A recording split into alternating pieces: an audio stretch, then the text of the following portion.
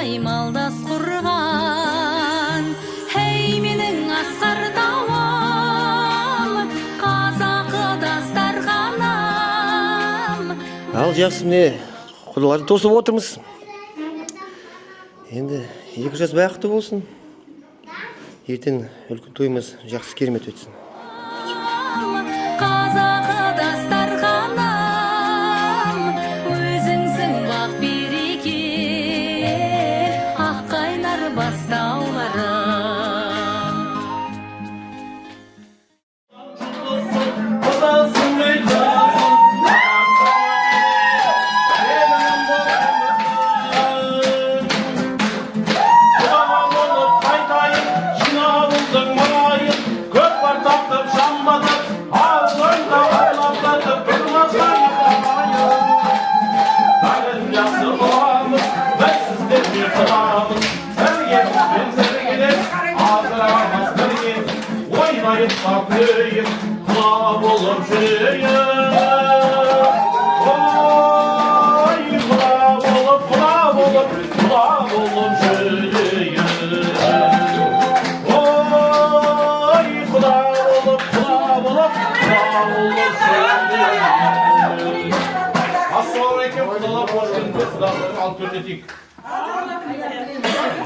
Әндеді, биледі бүгінгі тойымызды бірінші дастарханда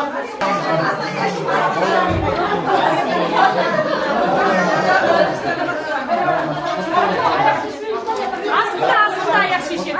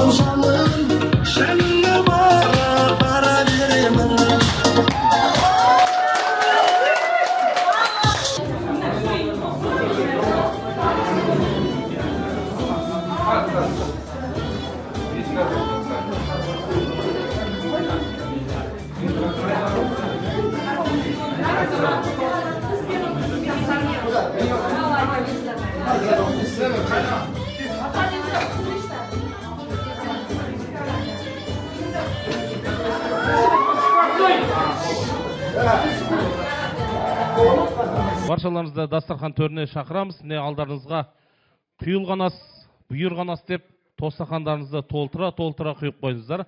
Қазір біз мынау бір көрген біліс, екі көрген таныс, үш көрген туыс деп туыстық қарым-қатынасымызды білдіріп, міне бүгінгі тойымыздың алғашқы ақ тілектен бұрын танысу рәсімінен бастағанды жөн көріп отырмыз. Сондықтан мынау екі елдің арасына алтын көпір салып, әдемі той жасауға, әдемі жастардың тойын тойлауға, сонау оңтүстік астанамыз бүгін міне осы жадыраған жаз айында, осындай керемет маусымның керемет айларында, керемет күнінде осындай қазақтың тойы бітпесін деп осы үлкендерімізден бастап бүгінгі тойға еңбектеген баладан еңкейген кәріге дейін келіп отыр. Сондықтан сусындарыңыздан құйып отырыңыздар. Мынау ақын да туар анадан, батыр да туар анадан деп осындай ақ алтын құрсақты аналарымыз аман болсын. Сондықтан міне жақсылап алдарыңыздағы сусындарыңыздан құйып, салқын тағамдарыңыздан салып, бозбалалар аман ба, бұғал қалып қолына, бұлқынтып мінген көктенен, бой жеткендер аман ба, қызғалдақтай құлпырып, көктем келсе көк деген, нағашылар аман ба, жақсылыққа бет деген, ойшыл қауым аман ба, тойшыл қауым аман ба, доллар көтеріліп кетсе де, бензин қымбаттаса да, кризис әсер етпеген тойшыл қауым армысыздар деп бір қошемет ұрып қойыңыздар. Соқтан бүгін міне жақсылап танысып, білісіп, міне сіз десіп, біз десіп, таныса отырайық. Соқтан міне қош келдіңіздер. Құдалар таныстырған кезде біз жақ қошемет ұрып отырамыз. Сіздер таныстырған кезде құдалар шапалақ ұрып отырады. Барлықтарыңызға сәлеметсіздер ме? Тойымыз құтты болсын.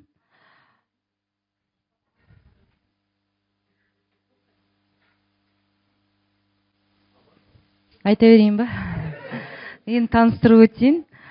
Аяжанның анасы мен, толық атым Гүлзипа, әкесі Қуат. Аяжан өздеріңіздің келіндеріңіз. Қуаттың ең үлкен ағасы Шоман аға болады, Құсман Уапович. Ол кісінің генералы, үлкен жеңгеміз, ең үлкен Шайзат әте. Ол кісі ең үлкені келіндердің, мен ең кішкентайымын үйде. 9-шы келінмін мен. Ол кісі 1-ші келін болса. Одан кейін өзім мамам, 2-ші Ләйлә апа. Танысып қойыңыздар. Одан кейін Дана, менің сіңілім, ең кішкентай қызы. Сосын менімен бірге Алматыдан бізді қолдап келген папамның қарындасының жолдасы Елубай Жездем. Одан кейін ағамның қарындасының қызы, өздеріңіз білесіздер, сіздерді күтіп жүрген 2 жыл бойы құдашаларыңыз. Алматыдан келген, өздеріңіз қайда-қайда сұрап алған. Келмеймін деген таңертең тұрып, дворына бар байғаладым ғой шықталаға деп. Мен сенсіз бармаймын Алматы Павлодарға деп. Папамның інісінің ұлы Мәжит біздің шопыр баламыз. Менің інім. Одан кейін бізді әрқашан қолдап, өткенде Аяжанды бірге сіздерге еріп барған Аман келді, Маржан, Қуаттың жолдастары. Кішкентай кезінен, сол. Енді қалғандарын тойда танысып жатасыздар. Елубай Жездем дедім. Мәжит ол інім менің. Енді қалғандарын ертең тойда танысып жатарсыздар. Мынау сіздердің осындай қанаттыға қақтырмай, тұмсықтыға шоқтырмай, аялап мәпелеп өсірген қыздарыңызды алып отқан сіздердің осы құдалар жағымызбен таныстырып өтейік. Сондықтан мына 2 жастың есімі маған жазып берген, міне өзім жазып алғанбыз. Асылхан мен Аяжан, сүйген жүрек сөнбесін жалындасын, сүйген жүрек өзгені сағынбасын, елімізге елеулі отбасы боп, Асылхан мен Аяжанның бақ жансын деп бір қошемет ұрып қойық. Сондықтан міне Асылханның туған туысқандарын таныстырып өтетін өзіңіз, Ал, құрметті құдағылар, қош келдіңіздер. Біздің Ақсу өңіріне, Кереку жеріне деген сияқты асыға күттік сіздерді. Міне, біздің енді қадірлі қонақ болып отырсыздар. Құтты болсын.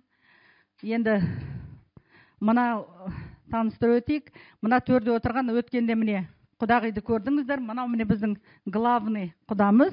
Мына дос құдаларыңыздың әкесі, Енгүл құда. Мына кісі Бану құдағи. Одан кейін енді құдағиларыңызды танисыздар. Дос пен махаббат. Осы кісілерден аттап сөйлеймін. Дос махаббат. Одан кейінгі міне нағашысы өткенде болған біздің үйдің қожайыны. Мен енді половинкасымын, как всегда. Айжан, есімі Ерлан. Тағы өйткені үлкен дүбірлі тойды аттарымызды аса өзінің әлгі қобалшы бүйтіп жүргенде еске алған жоқпыз. Есімі Ерлан, мен Айжанмын. Одан кейін міне нақты құдағиыңыздың махаббаттың сіңлісі бүгін енді аз ғана келіп отырмыз. Бақытгүл, жолдасы Ербол күйеу баламыз. Міне Ғалия, Мәди, міне самый веселый біздің кісілер деп айтады. Одан кейінгі міне самый нужный кісі. Міне, жолдастары, досы, міне мына жерде өткенде көрдіңіз, бүкіл приздарыңызды дырылдатып алып кеткен. Біздің міне жолдасы екеуі. Ең үлкен қызы, күйеу баласы жұмыста. Ұмсынай, қайдасың сен? Шықшы бер қалай. Міне. Құдағиларыңыздан кейін үлкен міне Асылханның үлкен апайы Ұмсынай, күйеу бала бүгін жұмыста. Жоқ, тойда көресіздер барлықтарын енді. Сол енді міне осы таныстығымыз осы. Қош келдіңіздер деп есіңіз айқара ашық. Қош келдіңіздер. Төр сіздердікі. Соқтан мынау күйеу бала қазақтың қанат сөздері көп. Күйеу бала 100 жылдық дейді, құда 1000 жылдық дейді. Өте берсін әдемілеп күн жылжып дейді. Соқтан мынау жақсы таныстық үшін алдарыңызда сусындарыңызды көтере отырыңыздар. Мен де бір өзімді таныстырып өтейін. Мынау қай елдің асабасы, қай елдің тамадасы деп ойласаңыздар, мен мына іргел елдің іргесімін, қасиетті Баянауылдың киесімін, киелі Керекудің данасымын, Сәрсенбайдың Нұрғанат деген баласымын. Орта бойлы бойым бар, бойымда мойным бар, мойнымда басым бар, басымда шашым бар, қиылған қасым бар. Қапқара көзім бар, әзілдесер сөзім бар, бір кесеге ғана толар қарным бар, Алланың берген дарыны бар. Атастырған қызым жоқ, қызға тиер мұртым жоқ, араққа деген құлқым жоқ, қазақтан басқа ұлтым жоқ. Той домалақ болса да, есім менің Нұрғанат деген асаба тамада деп бір таныстырып қойып. Міне, танысу өте керемет өтіп жатыр деп ойлаймын. Соқтан алдарыңызда жақсылап сусындарыңызды көтере отырыңыздар. Сіздер үшін бүгінгі тойымыздың тамаша ән шашуын қабылдаңыздар. Сіздер үшін көңілді отырайық. Гүлдей құдашаларымызға арнаймыз, құдаларымызға.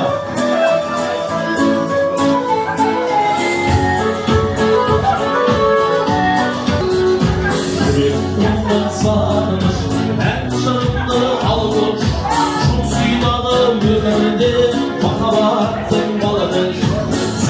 Саңда сұлу, махаббаттың жолы, нұрлы күй құмарлыққан кеудемде. Гүлімсің, артынымсың, жырымсың, бақытымсың, базарымсың сен. Махаббаттың жолына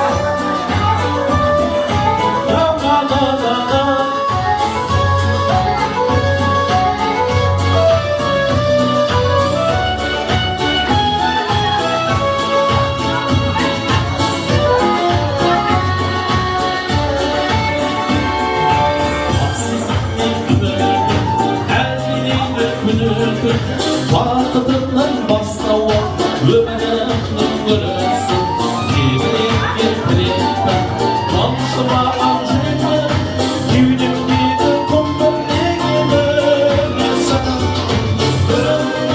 гүлімсің арманымсың жырымсың бақытымсың базарымсың сен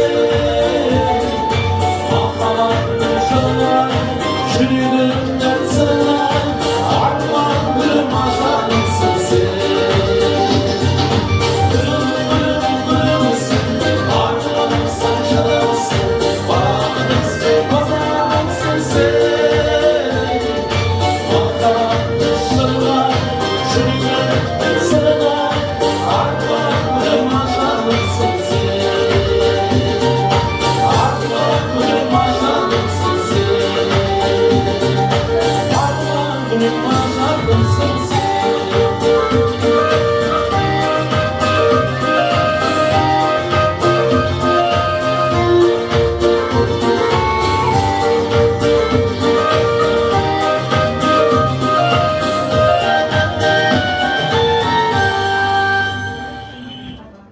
Бәрекелді. Ал міне тамаша әнімізден кейін міне бүгінгі тойымыздың керемет ақ дастарханына бүгінгі тойымызда басты жейтін басшы бар, жан басты жейтін жақсы бар, қазы қата жалы бар, қымыз шуақ бал бар.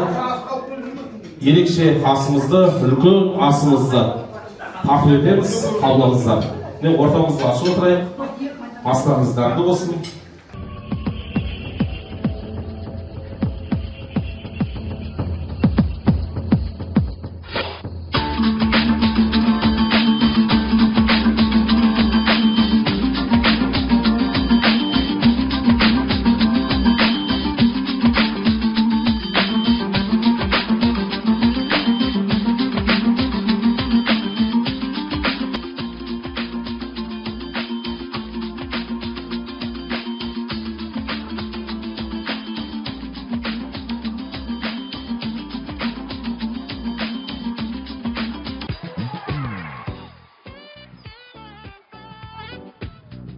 Ал астарыңыз дәмді болсын, астан алып отырайық. Жүрегімді жарып ұшқан даусыңды аңсадым. Жаралғандай сағыныштан, қайда сенің жақсы едің. Жүрегімді жарып ұшқан даусыңды аңсадым.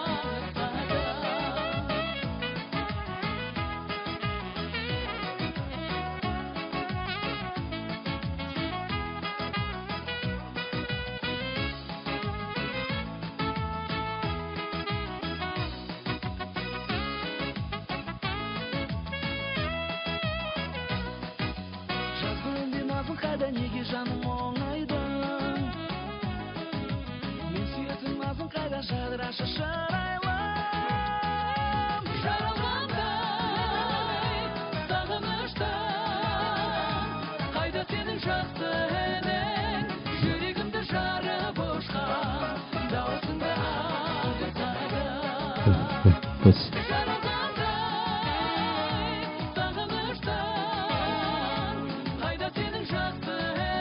Құдамыз айтып отыр ғой, тілек айтпасақ жүрмейді деп, сондықтан не жақсылап бір көтеріп қойыңыздар, сосын ақ дастарханнан бүгінгі тойымыздың ақ тілегін ретін беретін боламыз.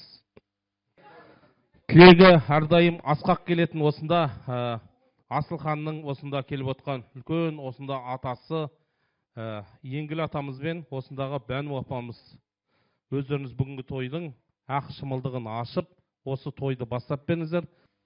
Алыстан атерлетіп келіп отқан қадамдарыңыз құтты болсын. Ниеттеріңіз қайырлы болсын.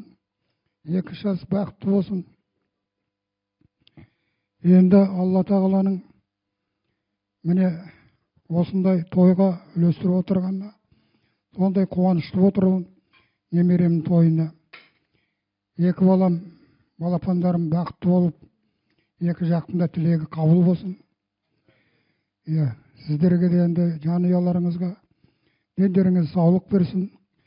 Алла тағала тек осындай қызықтан қызыққа ұластыра берсін. Өмірлеріңіз құтты болсын. Қызықты болып өтуге Алла нәсіп етсін. Амин. Ал мен енді анашымды көтіңіз түрге сөйлейші. Ал енді бүгінгі мына сынау Алматыдан Павлодарға аттың басын бұрып Павлодарға келіп қалдыңыздар. Алматыдан келген қадамдарыңыз құтты болсын, балаларымыз бақытты болсын. Үлкендер енді немерелеріміздің, балаларымыздың жолын берсін. Енді мына Құдамен Құдағиға айтатыным, алтын балапандарыңды Павлодарға мына Тұлпарға келін қып беріп атсыңдар. Менің алтын тұңғышым Досик пен Махаббатқа алтын келін болып түсіп жатыр. Қадамы құтты болсын. Әрқашанда сол екі баламыздың күлкісіне, қызығына тоймайық. Енді біздің Асылханымыз сіздің жаққа Алматыға бір қадірлі, үлгілі, жақсы күйеу бала болсын деймін. Ал сіздердің қыздарыңыз біздің жаққа қайын жұрттарына бір үлгілі, әйбат, алтын келін болсын деп айтамын.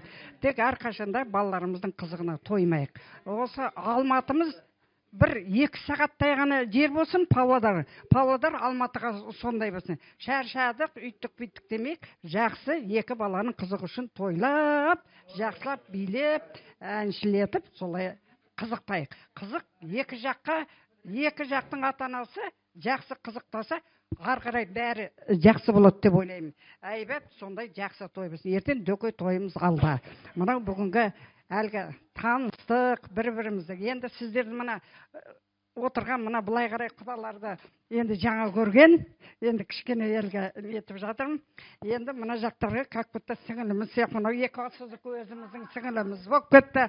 Мына құдаша бірінен бастап бізді күтіп жатыр. Өте әйбәт. Тек балаларының қызығын демін. Соқтан мынау құда деген сөздің өзі, құданы расшифровка қылғанда, қысқартып айтқанда, қыз бен ұлды дайындайтын адамдар дейді. Құдағи деген сөздің өзі, қыз бен ұлды дайындайтын адамдардың ғылыми институты дейді. Сондықтан ғылыми институттар аман болсын. Құдаша деген сөздің өзі, қыз бен ұлдың арасындағы агент шпион дейді. Асаба деген сөздің өзі кейін пайда болды ғой, тамада іздеп жүрміз, асаба іздеп жүрміз деп. Асаба деген қысқартып айтқанда, адамдарды сөзбен алдайтын, ақшасын алатын бақытты адамдар дейді. Сондықтан міне асаба орталарыңызда келіп отырмын. Сондықтан бұл енді ана жерде, мына жерде осы күні бос болып қалдым, мына күні занитпін деген сияқты емес. Мынау арнайы хабарласқаннан кейін шақырғансын келіп, міне дәм тұзыға ортақтасып отырмын.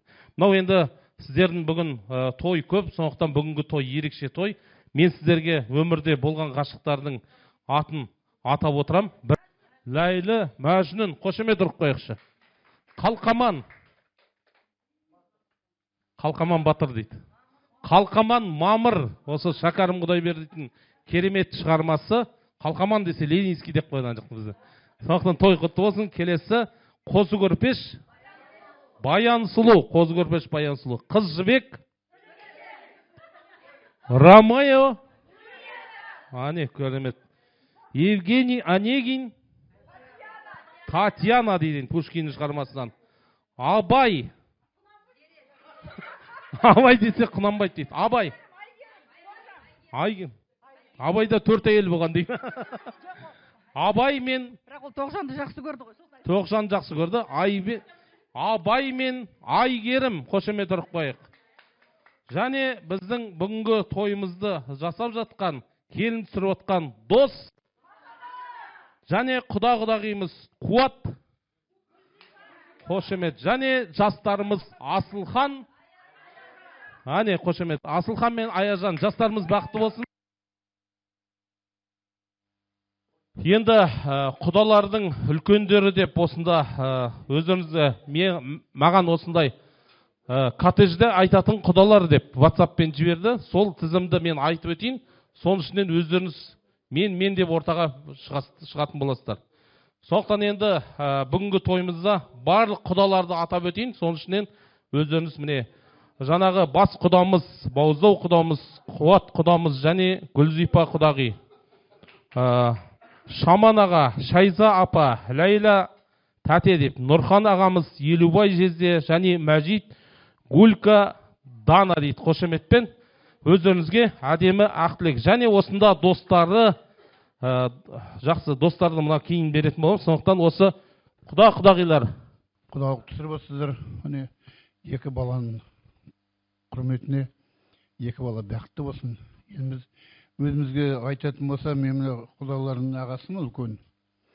1-2 жыл болды, әке шешемізден айырылдық, енді содан кейін үлкен болып мен отырмын қазір. Мен де 70-ке келіп қалдым енді біраз.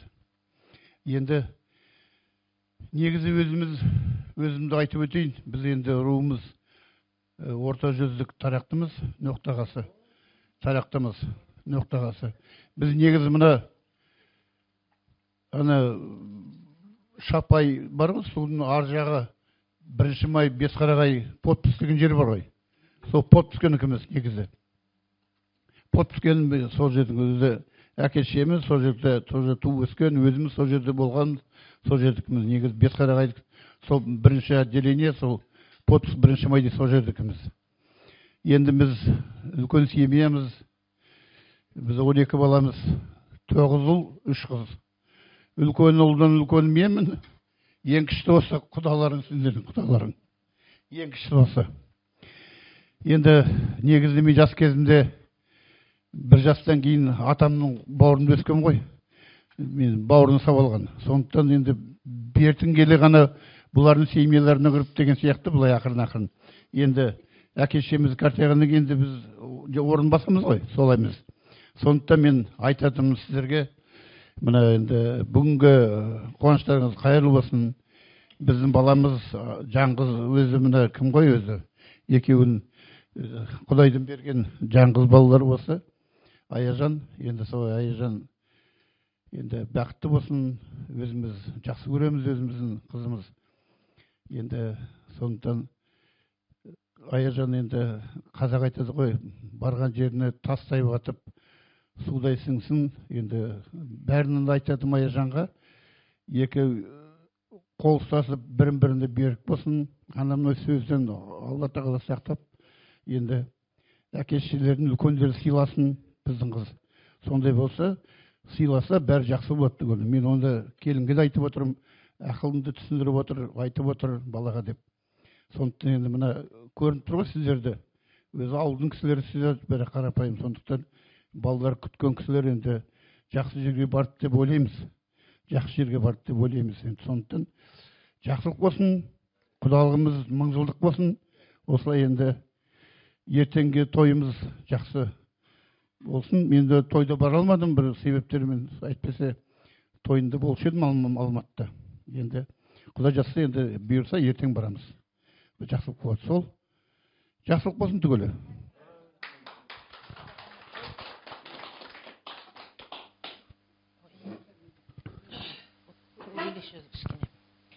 Міне бүгін құдалық деп осында сіздерге келіп отырмыз. Енді бізге Аяжанымызға рахмет айту керек. Сіздермен танысқанымызға өте қуаныштымыз. Екі бала бір-бірін сүйіп, бірге қосылып сізге келді. Енді анада мен статустан байқап қалдым. Туған күнде сіз түнделетіп тортты әкеп көрсетіп жатқан, соны мен қуанып жатырмын. Әрине қыз беру оңай емес.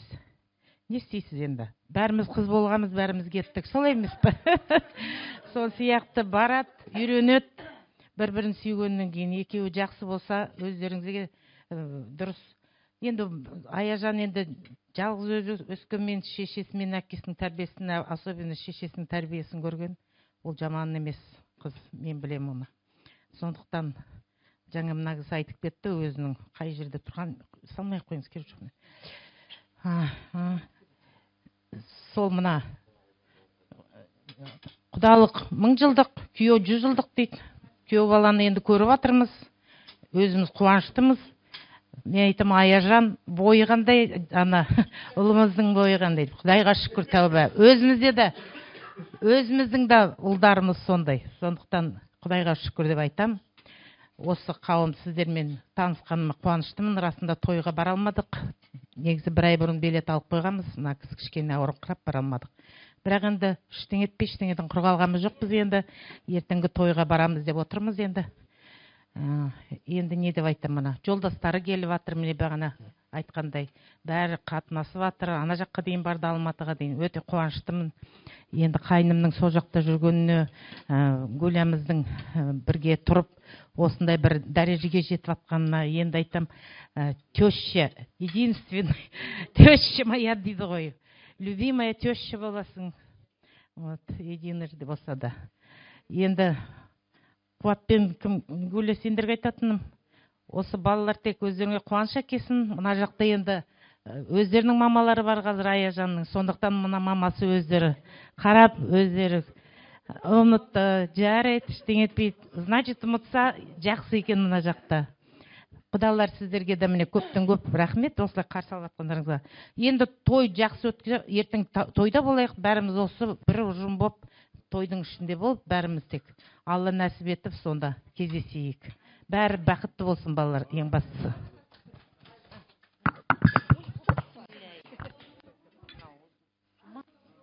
Sok, işimeti kebet. Su iki o kadar tuzlu. Sok, aha. İşimet bitti. Çok işimet bitti.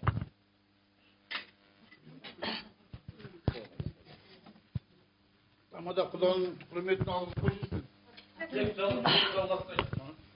Ал құрметті құдағилар, Асылханның ата әжесі, бірінші сіздерге құтты болсын айтам.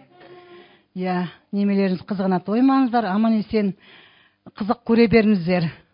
Одан кейін дос жан айналайын. Сосын Махаббат пен как подружки, баяғыдан бері енді сен айналайын бірінші көріп тұрмын, мен Дәулеттің анасымын. Так іштеді ғой енді. Ой, біздің братан ғой ол деп, мен солай деп айтып едім. Сонда айтты, ой, білем, мама жақсы. Жарайды, балапан, сендер менің балам жақсындар ғой, бір балалардың екеу болып отыр. Жастар бақытты болсын, өздеріне тек қуанышқан сыйласын. Ертең сендер немере сүйіндер, енді бар ғой, қыз баладан бар ғой, жиендерін. Енді мынау нақты өздерінің немелерім болады. Барлық туған туысқандар, құдалары, сіздерге де тек қуаныш құтты болсын, 2 жас бақытты болсын. Осы міне 2 жасына арқасында міне 1000 жылдық құда болып отырмыз. Мына менің ойлам 3-ші қызым. Негізі Алла берген 3 қыз, бір ұлым ғана бар. Өзім Ақсу қаласында тұрам. Содан қызым, міне Қуатжанның екеуін бала қылып алдым мен. Содан бері міне Аяшкан бітті кезінен енді ержетіп қалғанда таныстым бәрі. Содан бері апам деп өзім немерем сияқты өте жақсы көрем. Аяжан міне құтты орнына қонып отыр. Өте қуаныштымын. Қарап отырсам сондай жақсы үлгілі Асылханды көргенде ғой. Мына бала мен танимын деп ғой. Көзім оттай ыстық болып көрінді. Оны көріп жүріппін мен. Ойбай мен білем деп қоям. Сөйтсем Асылхан айналайын сол. 2 жақсы қосылса неме деп айтады? Семья дейді. Иә, сол 2 балапандар тек өздеріне тек 2 жақтағы ата-аналарына тек қуаныш қана сыйласын. Иә, қуанышқа тоймай, дорбамызды сүйретіп, мен де қалмайын, міне туған туыстар бар, осы 2 жастық тек өзімізге қуаныш қана сыйласын. Тойымыз жақсы өтсін, тілеулеспін, аспанымыз ашық болады, осы қуанышпен, жақсылықпен ғана жинала берейік осы шаңыраққа.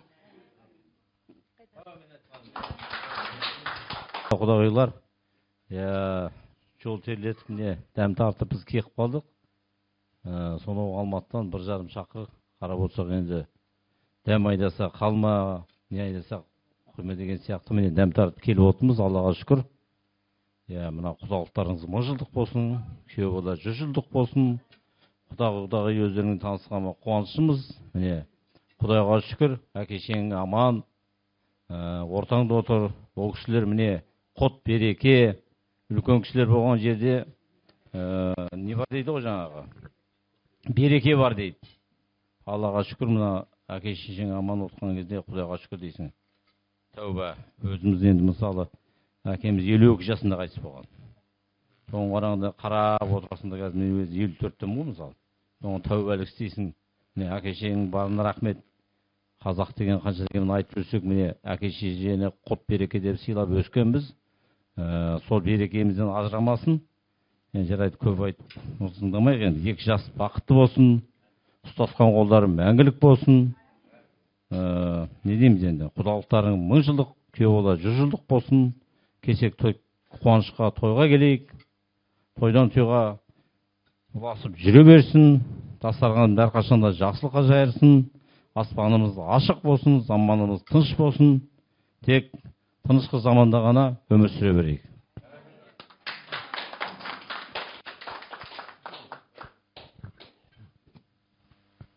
Микрофон ұстасам дірілдейтін әдетім бар дегендей болды ма?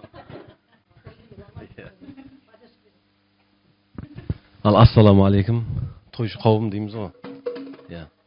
Себеп 2 жас бақытты болсын, аңсаған армандарына, мұрат мақсаттарына жетсін. Мен бірінші айтайын дегенім, рахмет айтқым келеді. Осында ат салысып атқан әпкелеріміз бар, қарындастарымыз бар. Осындай дастарханды жайып, бізге ат салысып атқандар үшін үлкен рахметін білдіргім келеді. Рахмет. Одан кейін тамада.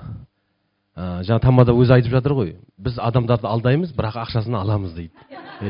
Сол сияқты тамаданың негізі сау болмайды, кәлештің бауы болмайды дейді ғой. Сол сияқты осы кісілер, тойдың болғанынан болар қызық дейді. Осы кісілер, той қалай болады екен, осы той қалай өтеді екен деп, осы кісілер негізі қатты бастарын ауыртатын. Неріп жеткеннен қатты шаштары ағарады да бұлардың. Рахмет үлкен.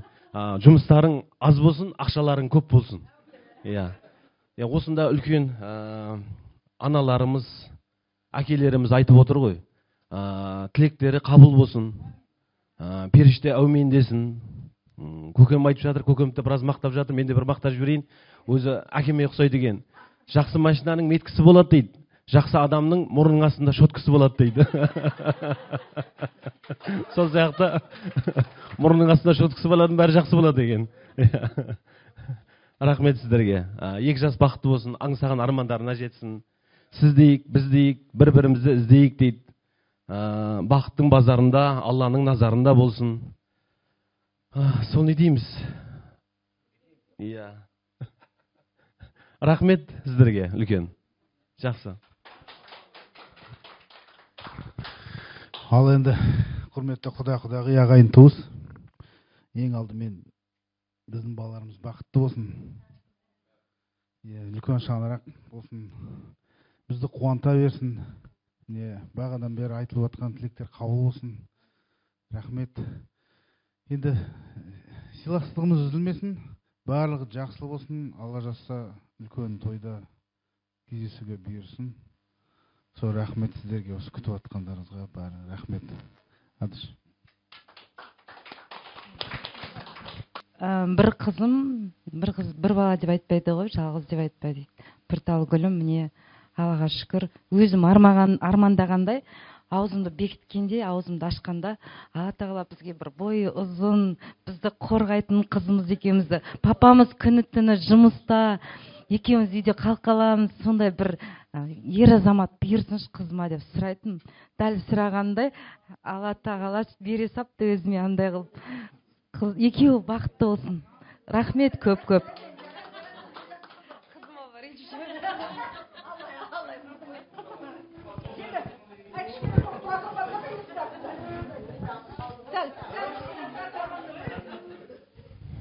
Бәрекелді. Тілек айтып болдық па? Әлі жалғасып отыр ма? Жақсы, жалғастыра берейік. Жастарымыз бақытты болсын. Менің ойымша бүгін Асылхан мен Аяжан ғой, бақытты болыңыздар. Жаңа бойын айтып жатсыздар, тұрса қырандай күйеу боларыңыз. Отырса қырандай.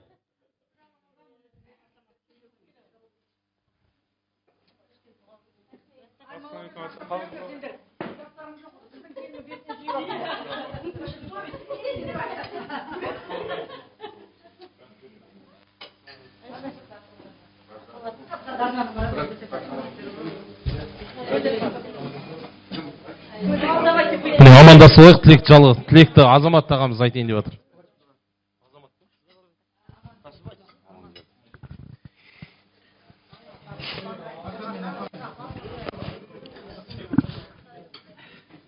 Ассалаумағалейкум. Міне, құрметті құдалар, қадамдарыңызға гүл бітсін. Әрдайым міне балалардың бақытты болуына қаншама жақсы әдемі тілектер айтылып жатыр. Бақытты болсын, екі жаққа да бірдей болсын.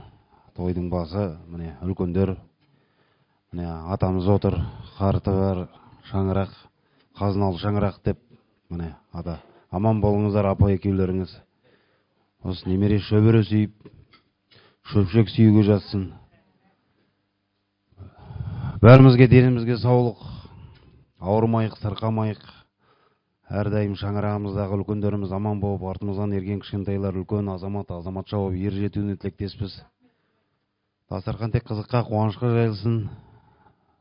Осындай жайылған дастарханның басында ағайын туыс, айналадағы көрші қолаң, осындай адал достарыңыз, міне бәріміздің дастархандас болып жатсын.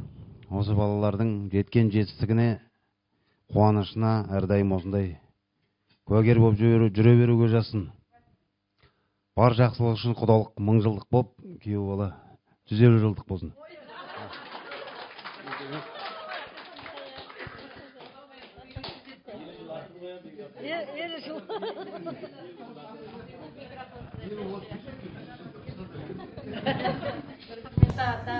Бүгінгі қуаныш бірінші өздеріңіздікі. Ең тұңғыш деп өткен тойдан бастап айтып жатсыздар. Өздеріңізге құтты болсын, балаларыңыз бақытты болсын. Құда құдағилар, өте қуаныштымын. сіздерге үлкен бастарыңызбен өткен тойдан бастап жасымыз кіші болса да енді жолдарыңыз үлкен деп бізді өткен Алматыдан бастап күтіп жатсыздар. Басын дейіп рахметімді айтамын. Қазақтың салтымен енді Аяжанды өткенде ұзатып, үлкен той болды. Соның жалғасы бүгін Павлодар өңірінде жалғасып жатыр.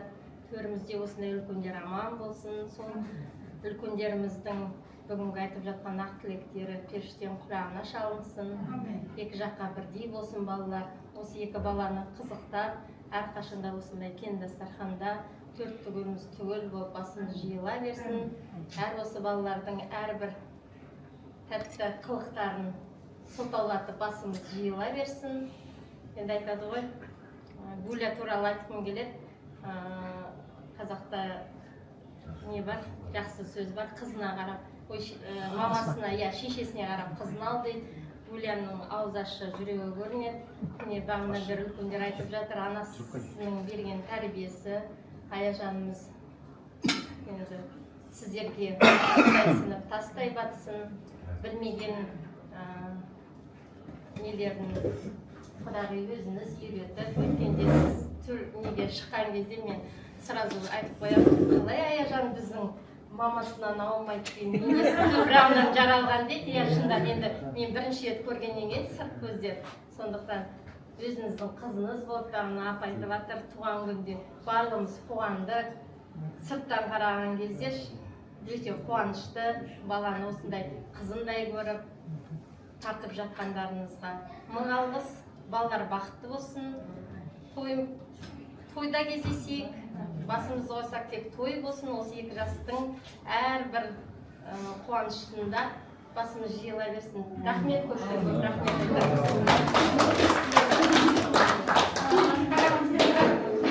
Микрофонмен айтайын ба, или былай қысылайын? Өзіме. Мына алғыс жолы жақын болған Аяжан. Келіндеріңіз құтты болсын, құдағайлар. Елдері сау болсын, екі жас бақытты болсын. Сіздерге рахмет, өстіп ас-үстімізге түсіп күтіп атсыздар. Екі жас үшін ғой осы, екі жас бақытты болсын. Жаңа айтып жатыр ғой, анасына қарап қызын ал депші. Бәрі көрісіп мақтап жатыр да. Жездеміз қалып кетіп бар еді. Жездемізге әшейін түрік айтты да, болды. Аузынан түскенде. Екі жас бақытты болсын, ойын үлкен витамин дейді. Той-тойға ласа берсін Құдағына. Сосын Қуаттықтың ағасына рахмет айтқым келеді. Бізді Алматыдан келе жатқаннан үйге қашан келесіңдер? Тура етті дайындап отырмыз деп тәтемізбен. Рахмет сіздерге, Алла разы болсын. Осы той-тойға ласа берсін. Қойыңыздар, міне құдаларын көтерткізіп қойық.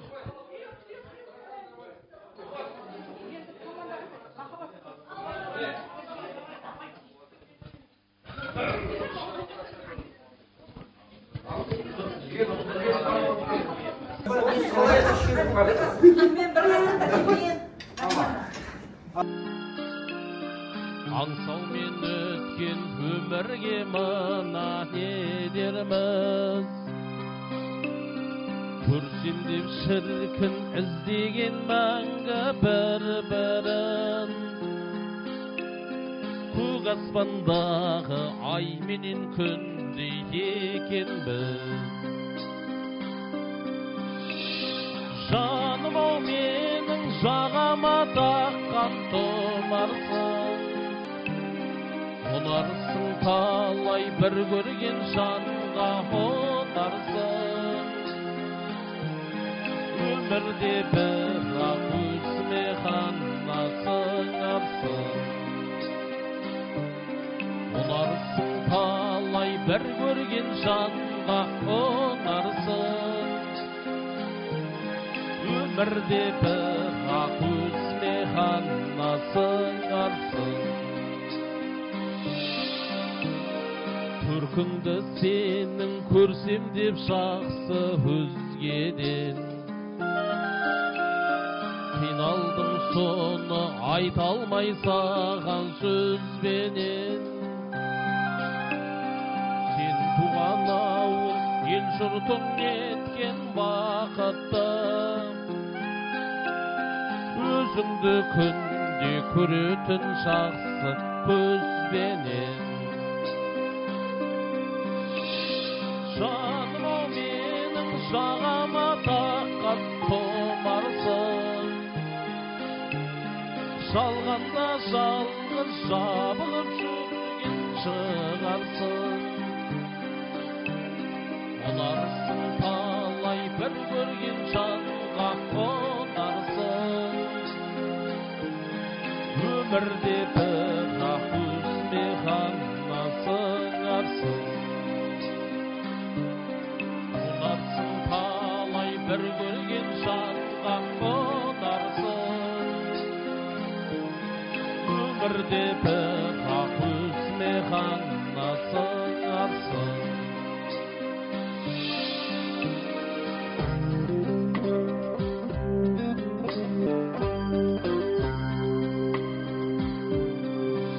Аспанда жұлдыз аралап, ай нұрын ұстап мінсе де, қызыққа тоймас адамзат дейді. Міне, қызыққа тоймай, бүгінгі тойымыздың осында үлкеніміз бар, орта жастағы ағалар, жеңгелеріміз бар, барлығымыз қосылып бүгінгі тойды, міне, құдалықтың, 1000 жылдық құдалықтың ең бірінші күні. Сондықтан мынау басы қалай болса, соңында солай болады деп ойлаймын. Сондықтан бүгінгі тойымыз тойғыласын. Мынау көз көрген аға жеңгелеріміз бар.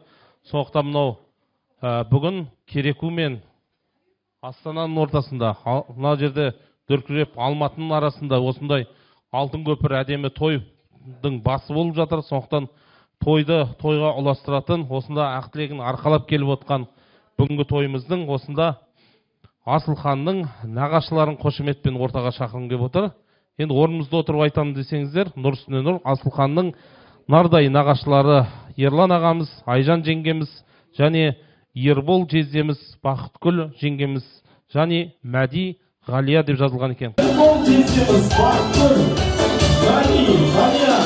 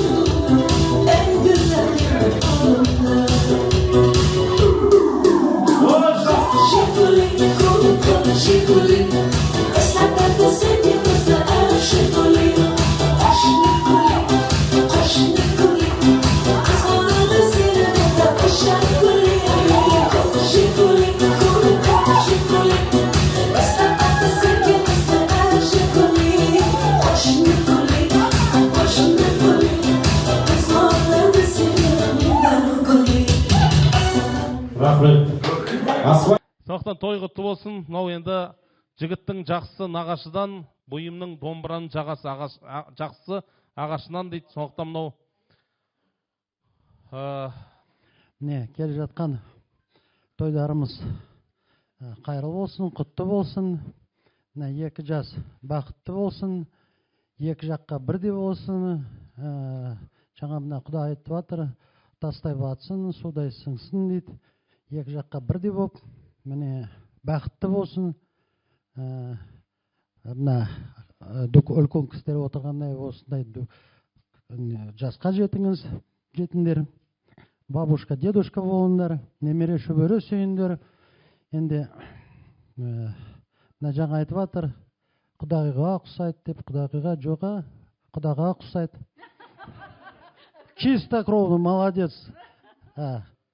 Копия. Ксерокстан өтіпті. Молодец. Негізі айтады қой, мына қыз әкесіне ұқсаса бақытты болады деп. Мен ойлаймын, одардың несі өмірдері жақсы болады, бақытты, екеуі де бақытты болады. Не деменде, бақытты болсын. Ал құдағылар тағы да қош келдіңіздер деп айтам. Не деп айтамыз, бүгін тойдың басы, сондықтан келулеріңізбен жақсы демалыңыздар. Ертеңгі тойға күш жинап, тойда гаккул етіп, жақсы тойлап өтейік. Міне, екі бала да келіп қалды. Қайырлы болсын, құтты болсын деп тағы айтқым келеді. Енді мына жаңадан құдағыдағы қарасам, өзім бауырым мен нем сияқты, келінім сияқты жас көрінеді. Және де бұрыннан білетін адамдарым. Сондықтан көзіме ыстық көрінеді. Міне жаңа келген құдалармен танысқаныма көптен көп қуаныштымын. тойымыз жақсы өтсін, барлығымыз бір адамдай болып ертең қуанышпен, балаларға естелік болсын өмірде, ертең айтатындай, біз баяғыда үйленгенде сөйтіп еді ғой, бүйтіп еді ғой деп, сондай жақсы шын көңілмен жақсы отырып ертең тойымыз жақсы өтсін дегім келеді. Сондықтан тамақтан астан алып, жақсы көңілмен отырып, бір-бірімізбен жақсы танысып, ақырын сіздер жолдан жақсы демалатындай болыңыздар осында міне. Сол енді тойға оласын, ертең тойды жақсы кездесіп, гәккулетіп бірге тойлап, жақсы. Ішпеймін дейтін қыздар болмайды деп айтады ертең. Сол енді ойын күлкі, тойға оласа берсін.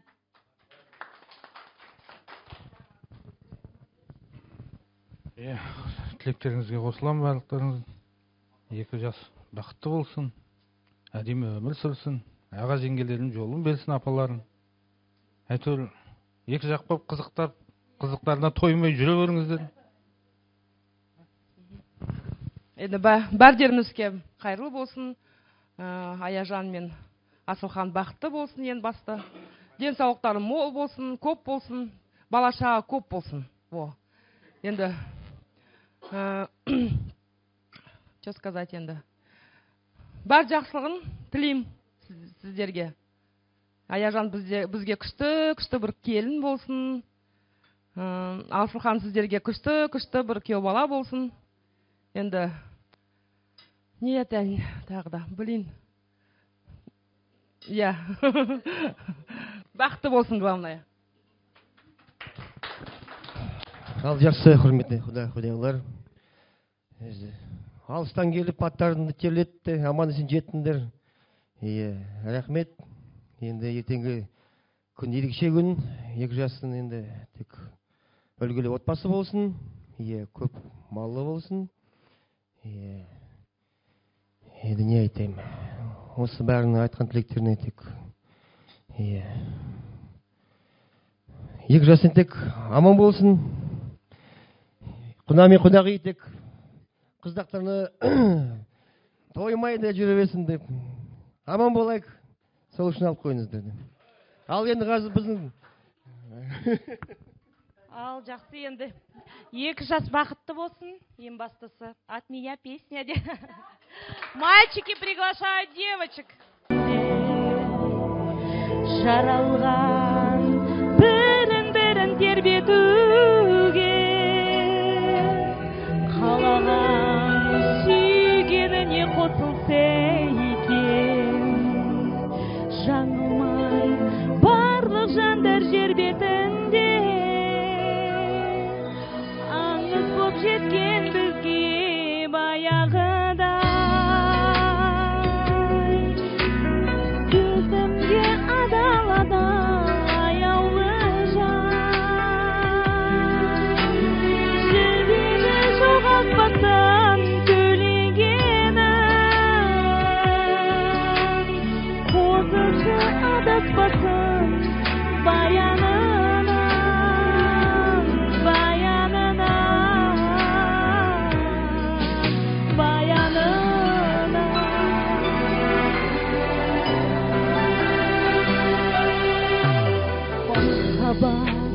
Құрбаны боп күнеден шын, ойласам, оны мұңға бөленесің. Ешкімде, ештеңеде ешқашанда сапарың ғашықтардың бөгемесің. Аңыз боп жеткен бізге баяғыдай, сезімге адалада аяулы жан, жүрегі жоғалтпасын төлегенін, қозысы адаспасын баянынан.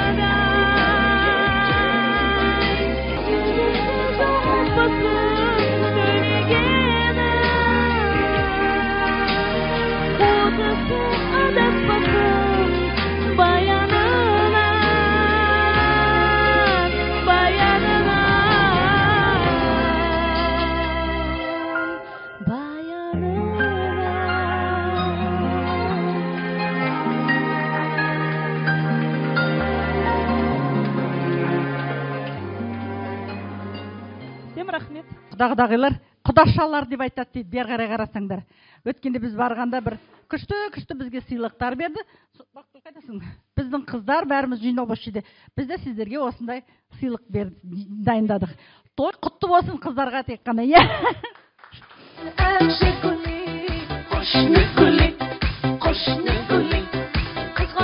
Құдаларға сый сияпат қабылданды.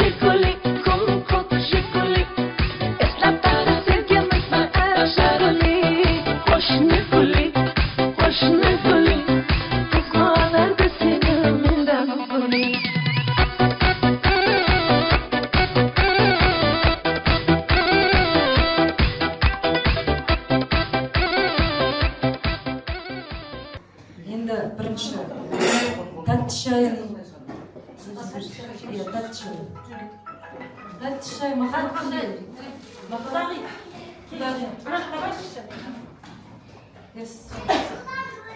Сіздер де бізге осындай картина алып келіп едіңіздер ғой. Сый сыраға бал дейді. Құр болып келмейік деп осындай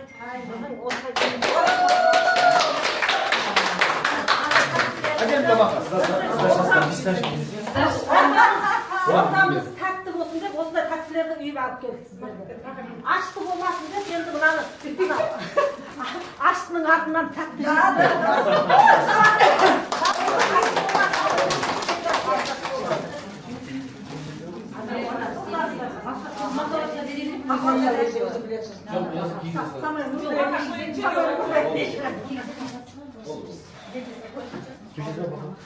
Я молюсь.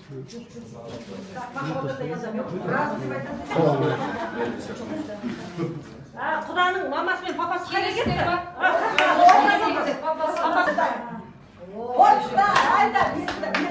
Атам қайда? Атамның несі міне. Шалымызға ашып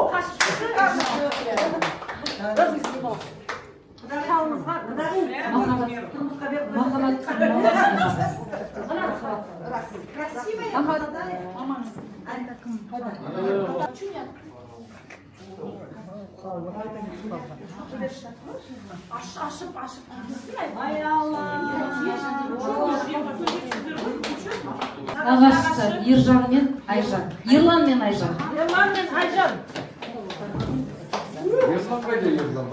қайда Ерлан? Ерлан. Шақала Ерлан. Аңғырқы шақыра тұрайын. Нағашы. Шешеңнің шешеңіз болады саған нағашы.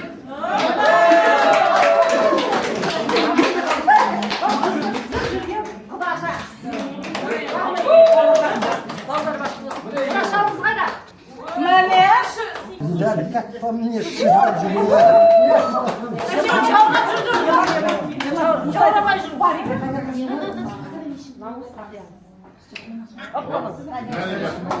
Дос құда, махаббат құда.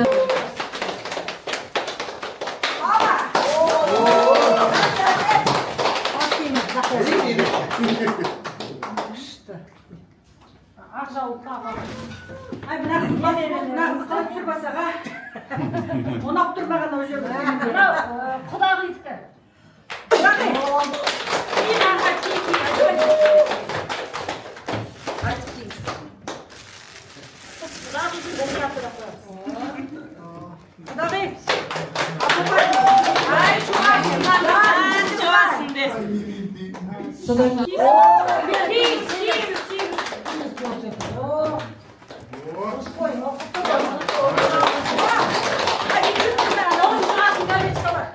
Тағы бір айтып кететін, менің қысымда осы ай тойдан тойға өзі емтиханның бәрін жақсы тапсырды біріншіден, екіншіден 13 үй күні ұзатылды, үшінші 17 үй туған күні және өздерінің некелерін заң жүзінде 17 үйінге түсіп солай құтты болсын. Енді алла болса ертең тойы, соны тойлаңыздар. Ұмсынай айналайын. Енді менде бірінші қызым осылай тұрмысқа беріп жатыр. Сырғасын саған өзіңізсіз. Қызымды сіңілімдей көрем дегенде жылап алғам сол жерде. Өйткені қызым жылайтын, неге мен жалғызым анашым? Неге менде інім жоқ, сіңілім жоқ деп. Енді айтып жүрмін ғой постоянно айтса. Ұмсынай бар ғой деп. Ұмсынайдан сұрасайшы деп. Бес қарайды, ладно дейді ғой. Енді үйренсін, нетсін, иә, уақыт келе бәрі. Сол ұмысынай жақсыңыз Азатқа деп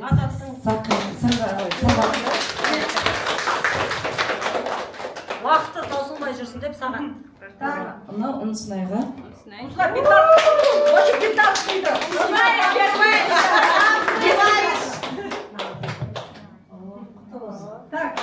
Ұмысынайдың екі кішкентай баласы бар. Сол екі ұл папамыздың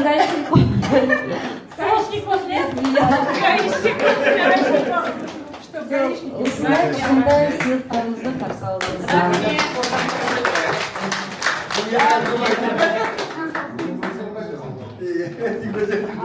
Атамыз осы ақ батаны кім берді? Болмаса красавица апа керек. Ал жақсы. Ал өзіңіздің бата тілейміз. Илемин. Бисмиллахиррахманиррахим. Алхамдулилlah раббил аламин.